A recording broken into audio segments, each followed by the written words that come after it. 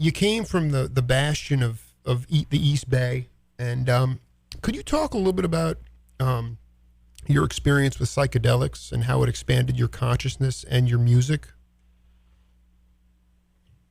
You're talking about psychedelic drugs? Yes. You know, I did a little bit of that, but not a lot. I was into other types of drugs when I was a drug user. But when I was early on, you know, when Doc first came in the band, he was the one that sort of showed me how to smoke pot and drink rum and Coke without getting sick. My first experience with booze was with orange juice and vodka, and I drank everything there was and threw up and passed out, and I said I would never drink again. And then I met Doc over the next year, and he's the one that showed me how to drink successfully and right. and smoke pot successfully. And you know, once that switch was flipped in my life, I drank and used drugs steadily for the next 20 years. And along the way, very early on, we would take these drugs called mescaline. And we used to go buy it in Berkeley, California from a guy, and they were little pumpkin seeds. And we would take it on nights when we were doing like 9 to 12 sets. We played a before hours gig down in San Jose at a place called The Warehouse. And then we'd pack up the PA and all the equipment, put it in the trailer, and drive down to Fremont to a place called Little Richard's.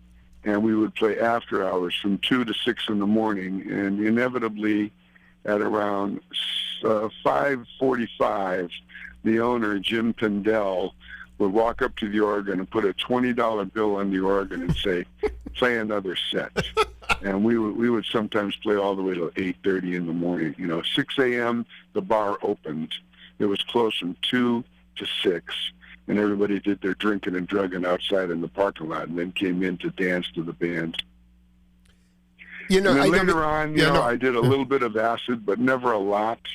And I did have one bad experience where I took too much mescaline, and you know, I was very careful after that. And I would do little nibbles. You know, I wasn't into taking trips. Even with my drinking and drugging, I always wanted to be in control. You know, that first experience of throwing up and passing out, that cured me of wanting to be out of control. You know, and so. My psychedelic experience was limited because I didn't like to be out of control. Talking to Emilio Castillo, the leader of the band Tower of Power, I've always just tried to go back to this time. I mean, you were, at this boiling point of new music. So drugs aside, were you searching for expanded consciousness in the late 60s? Were you searching for a meaning outside of a holy text, because that seems to me, when I talked to guys, we talked earlier this week, you ran into Farso, and I was listening back to our interview. It was just a collective mindset of saying, we believe that there is more. We want to expand our consciousness. We want to bring it together. We want to do it through music. And I just wanted to get your take on how you expanded consciousness and how you grew as a musician. Well, that's a heck of a way to start an interview, I'll say that. Yeah, no joke. But, I'm pretty open about my drug use because I've been sober for over 27 years, and I want people to know that, and I'm not ashamed to talk about my past when it comes to that. But to be real honest, Paul Farso and those guys, the Loading Zone, those people were meditators, and they still are. Right. Paul still meditates. Sure, He's really into transcendental meditation. I never was. Uh-huh. And I wasn't searching to expand my consciousness. My mind, I had blinders on. I was into music, and I was into soul music in particular at that point, and that's where I was at. And what happened is Doc, he liked what I did with a lot of these songs that we were doing. We would take obscure soul music, and then I would put a different spin on it rhythmically, and I would make up bass parts that fit to these new rhythms that I taught my brother on the drums, and then I would teach the guitar player Jody, a different kind of rhythm than what was on the record, so that we could make this sort of fabric, and it was unique. And Doc came to me and he said, what you're doing with these songs is so unique and so special, but why are we doing it to everybody else's songs? Why don't we write our own? And, I don't think I would have ever thought of that. I was absolutely happy doing what I was doing. But I said, yeah, I'm up for trying that. And we made an appointment to get together to write. And that's when he suggested that, I might smoke a joint and drink a little bit of this Bacardi and Coke.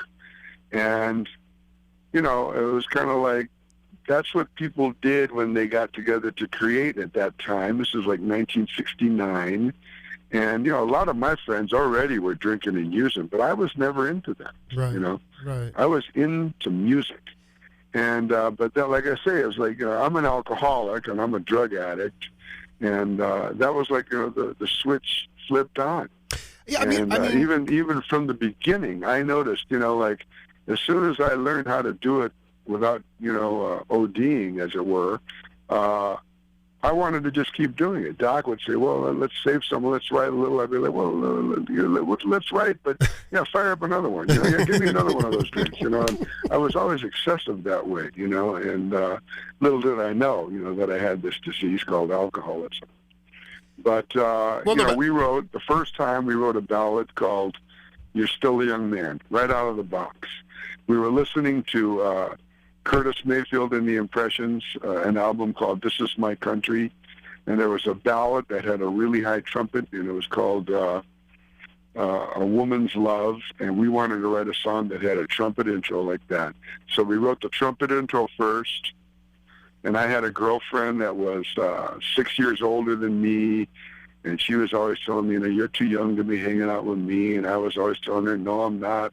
I'm in love with you, and it was a very torrid relationship, and that was the premise for writing the song. You're still a young man, baby, ooh, don't waste your time. And it's about a guy pleading with her, no, I'm not too young to love you, I was just listening to that. Yeah, I was listening to that. We knocked that song out the first time. I was listening to that this morning, and I said he really wanted to hang on to that girl, because there's some lines in there that just speak to the to how self-assured you were. But I wanted, okay, so yeah, the abuse and the disease part of it are, that's real. But can you talk about how the putting that stuff together? Listen, I write these monologues, okay? I might smoke some pot before, okay, because it expands your mind. And for creators out there, for artists, for songwriters, can you talk about what fell away that allowed you to feel more comfortable to really express yourself? Because when you hear a song like You're Still a Young Man, you're pouring your heart. You can just feel it. You hear it on the album. But can you talk about what falls away that allows you to open up to a new vector of creativity? Well, I think, when you drink or when you do any sort of drugs, your inhibitions fall away and your mind starts to work in a different way. But, I noticed that, years later when I sobered up, I remember, I was sober in 88, I got sober. And then for the next year, I was trying to help Doc to get sober. And in 89, he got sober, but he stopped writing. And he was afraid he couldn't write. And I remember we got signed in 1990 to Epic Records, and the first thing the guy said, he had a band meeting after we signed the contract, and he said, I need you guys to write the songs, I want everybody to participate, but you guys are the two main writers, and I need you two to write. And Doc said, well, I've been having a problem creatively, and blah, blah, blah. And I looked right at him, and I said, he mentioned something about writer's block, Right. I looked at him, I said, Doc, writer's block is when you try and try and try and you can't create, you can't write. I go, you haven't tried, And so we made an appointment at my house in L.A., and he came over, and right out of the box, we wrote Attitude Dance. Quick, within 2 hours, bam, done, And we started writing, and it was like, it was like better than it ever was before, and now we write all the time. We've been sober for almost 3 decades, So to say that, drugs and alcohol make you more creative, I think is wrong. But to say that there's no creativity if you get loaded, I mean, obviously there is. People get loaded and they create and do art. And but what I learned was that I always had that ability. I just, it was a sign of the times. It's what people did. And so that's what I did. And I remember, thinking to myself, maybe that's what made me as talented as I was. But when I got sober, I sang better, I performed better, I did everything better, So that's my take on it. Oh, it's great. I mean, there's there's that fear that you cannot be as creative without something like that, and then getting over it. I like the idea that you guys make appointments. I'd love to be inside one of those appointments and chronicle that. It must be a fascinating musical journey. Can you talk? Well, it's a long ways down the road now, and he's got a family and I've got a family. We live in different towns now, So for us to write, it's like Tuesday at 11, and Tuesday at 11 he comes over, and first we pray. We always pray together, which we didn't do back then, but we do now, and then we just sit around and we talk for a while, and in the conversation, sometimes things come up, and if not, we have little germs of things that we've written down ahead of time. And, sometimes in the conversation, just something will pop out and we'll say, hey, and then we'll start developing it. It's kind of like I always make the analogy of fishing, It's kind of like you throw your hook in the water and then you get a nibble and then you reel it in, Well, to me, one of the greatest examples of that is in Emilio. I mean, he was just he's a natural leader kind of a guy. He's a kind of organizer sort of person. Knows how to assemble people and get them to work as a group. He doesn't tell people what to do. And probably that's one of the reasons why Tower Power has been together all these years, is because he doesn't tell the people in it what to do. Why is that? Explain to the audience why that's important. Well, because he's not looking over your shoulder telling you how to do your job. You're in the band for you to do your thing. You're not in the band to do his thing.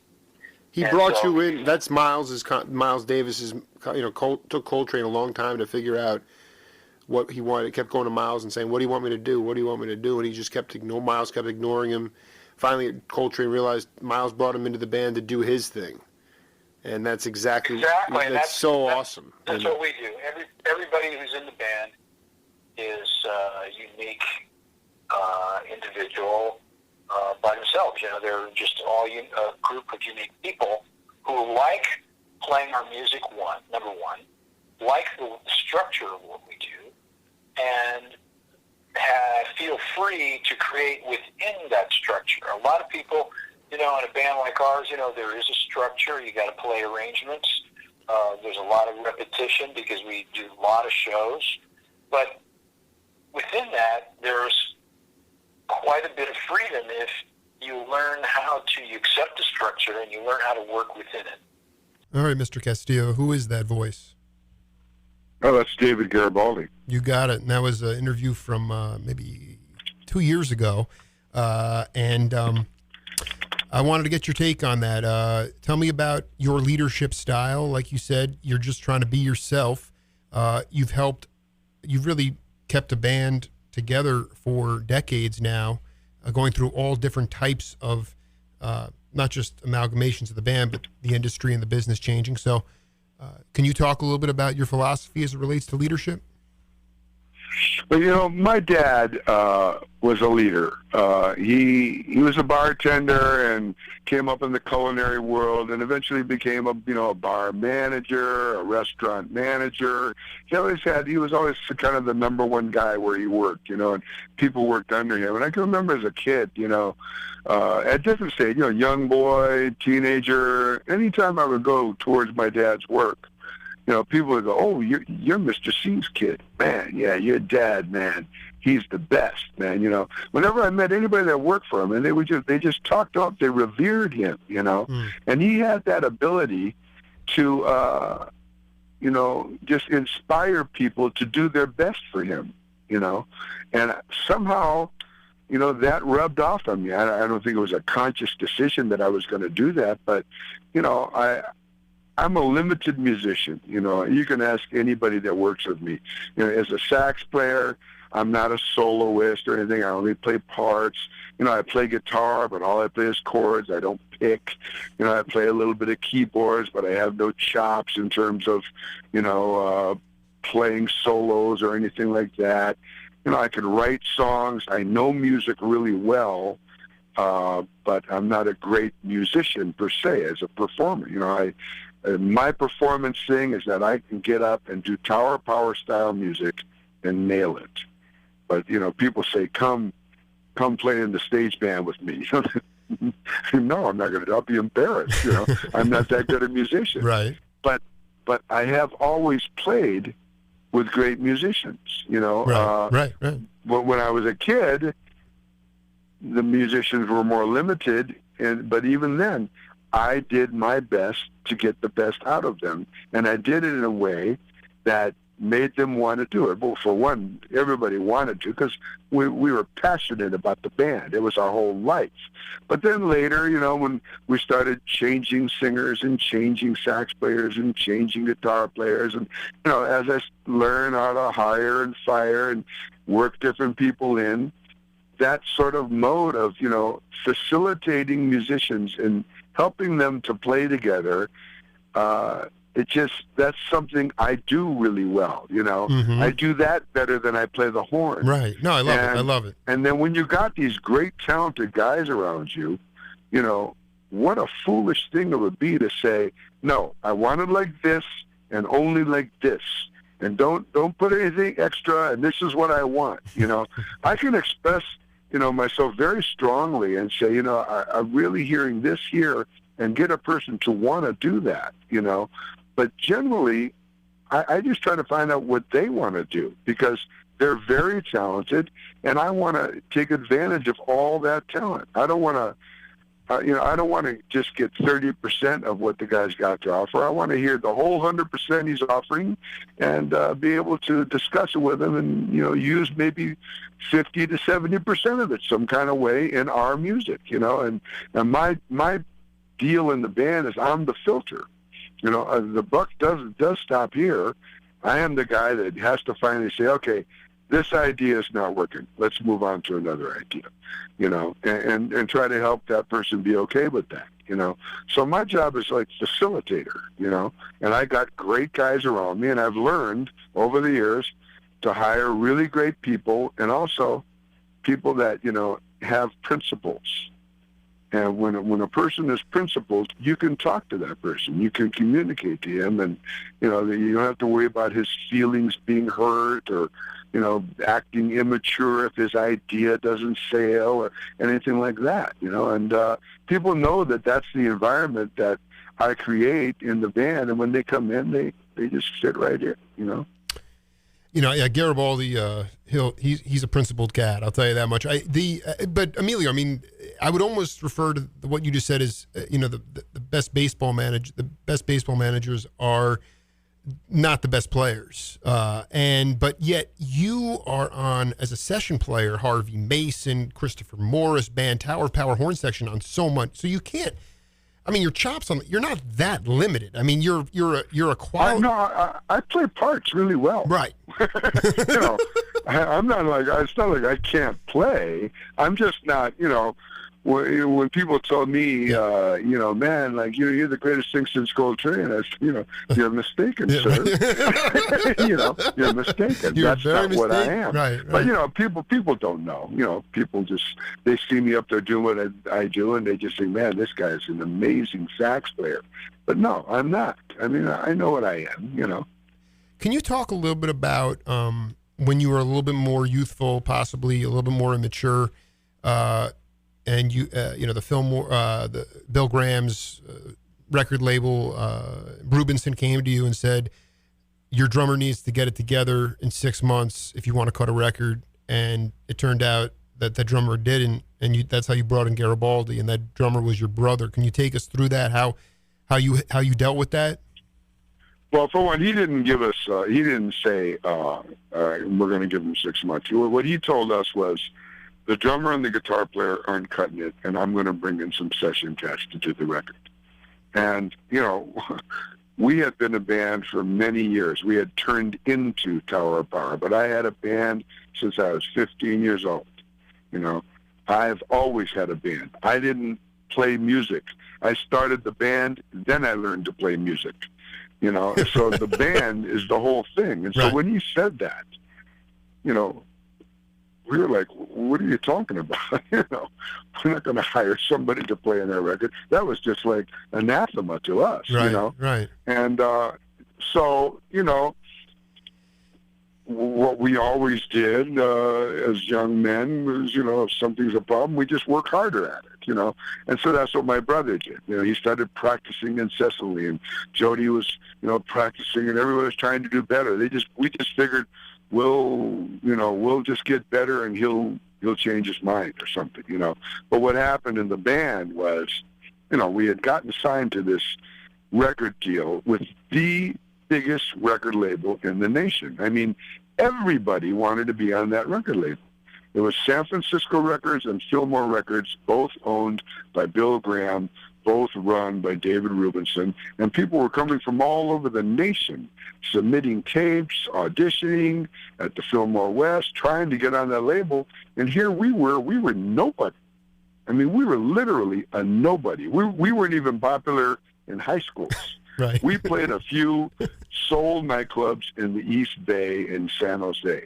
That was it. We were none of the hippies knew us. We were unknown, but we were a grooving band. And my brother, he wasn't a real, like super chops kind of drummer, but he could put it in the pocket, and it did not move. Right. Jody wasn't an incredible.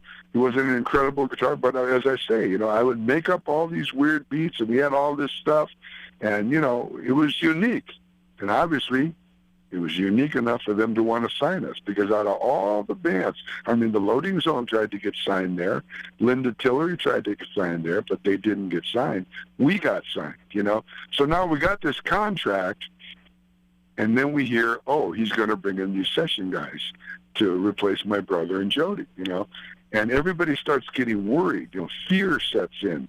So the singer, Rufus Miller, is like, getting all upset and Skip Mesquite, drugs were really involved a lot, and people are getting angry, and people are, making my brother and Jody more and more nervous. And so now there's all this infighting. And this is making those two guys practice harder and harder. And the harder they practice, the worse they got. Because, the pressure was so strong, So finally, I told the band, I'm going to take, back then he wasn't Rocco, his name was Frank Houghton. I said, I'm going to take Frank and Jody and my brother, and you guys can have the contract. And we'll just go start over again. And that was the plan. Wow. And I told them, the contract's yours. Don't worry about losing your contract. I'm giving it to you. I'll take these guys. We'll start over. And that's what I planned on doing. I wasn't going to fire my brother, I wasn't going to fire Jody either. He was with me from the beginning, But my parents had moved back to Detroit, and they had given me a year to make it. And if I didn't make it, I had to go back and live with them. And I remember, we had gotten signed, and so I was still out there in California. And Jack came to me. We were doing a TV show for, it was like a KYA thing, but it was on TV, a charity event. And we played our set, and Jack, my brother, came to me after this thing, and he said, I think you should stay with the band. And I go, what? He says, look, they're not going to do nothing if you're not there. They can't do it without you. You're the leader, and they're acting like a bunch of insane idiots, and it's all going to fall apart. And it's a great opportunity, because I said, I think Mom and Dad needs one of us to go back. And he says, so I'm going to go back, and I want you to stay with the band, Wow. And the two guys that were really, making it difficult on my brother and Jody were Rufus and Skip. And he said, just make sure you get even with those guys. I love that is why I do. This is why I do my show. That is one of the greatest stories of organic selflessness I've ever heard in my entire life. He knew it. He knew it. And then what happened was, I used to go down to the on Broadway where we played Monday and Tuesday nights. And during the week was this band called the Reality Sandwich. And we were all friends, but they were the main band, and they were the popular cool band. We were the off night band, but we knew them all. We used to all get high together and everything. And I would go down during the week and drink for free and sit in and sing. And so I went down. I was bummed out. My brother's going to be leaving, and I didn't know what it was. I didn't even know. I told my brother, I don't know that I can do that. And I went down. And the Reality Sandwich had this really cool drummer named Dean Chaparlees. And, I mean, he was one of these really eclectic drummers. He had all this weird stuff on his drum set, a garbage can, and, a bicycle chain, and a cymbal, and all kind of weird stuff, And they were kind of known for this quirky drummer. Well, he had broken his ankle, and they had these drummers filling in. One of them was Mike Clark, and the other one was David Garibaldi. And the night that I sat and I sang a blues song called Good Time Charlie, and I think it was by Albert Collins. And I remember I had done it with that band before, but this drummer was just like kicking me in my butt through the whole thing. And then it kind of turned into a locomotive on the ride out, And I was looking back, and here's this, black-haired, big hair, dark black eyelashes, eyes deep dark, big black mustache, really intense looking cat with his tongue sticking out to the left, as he played. And I looked at him, and I remember thinking, those guys ought to get that guy, man. He's good, And he came up to me and he said, hey, I heard what's going on with the band. He goes, I hope you stay with it or something. And I think a couple of the guys had talked to him already, But I remember telling the guys, I said, you guys ought to get that drummer that's filling in for Dean down on Broadway. And they said, well, we're going to look at some different people. And yeah, right. And but then when my brother told me to stay, and I decided I was going to stay, because Doc was devastated, He couldn't believe I was leaving, and so I told him, I said, my brother's going to leave. I'm going to stick with the band. And everybody, was like, oh, and I said, and that drummer, David Garibaldi, is going to be the drummer, and Willie Fulton's going to be the guitar player. And they were like, well, we wanted to listen to. I said, those are going to be the guys. And I said, once you hear them play together, you'll realize it's true. And it was absolutely true. They came down, and Emilio, they hadn't even been playing for 10 minutes. And everybody looked at each other. We knew this was the thing,